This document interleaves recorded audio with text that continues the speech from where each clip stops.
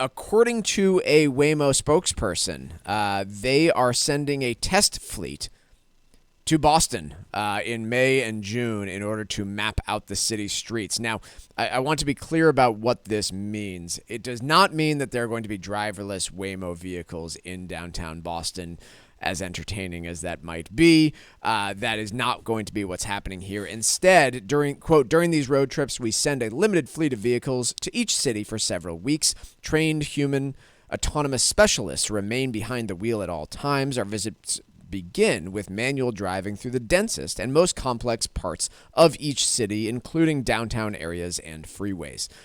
So it'll likely take Waymo about 6 months to figure out Boston. No, I mean, I think it'll take them 6 months to figure out that it would never work in Boston. Right. I'm trying to think.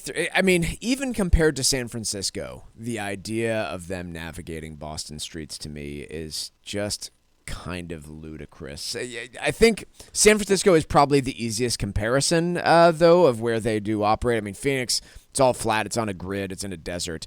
You're not dealing with a whole lot of weather issues that prevent you from doing anything, nor are you dealing with other weather issues in San Francisco. So that's also fair here. But these poor driverless cars are going to have no luck navigating the Boston streets. I mean, I'm impressed. The ones in San Francisco, I dealt with, a double parked car that it successfully navigated around. I had to make a weird left turn into, stopped oncoming traffic. A lot of things that were impressive.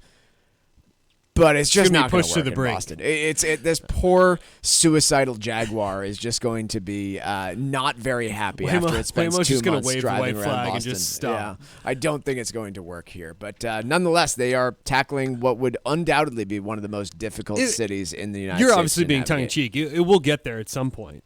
Autonomous vehicles will get there at some point. I don't know if it's the next 6 months or so, but in May and June, yes, I am genuinely unsure of whether or not they would be able to handle things December through February. Well, that's the big thing. All jokes aside, the feedback here is that autonomous vehicles have had difficulty driving in the snow. And, yeah, Boston, tough.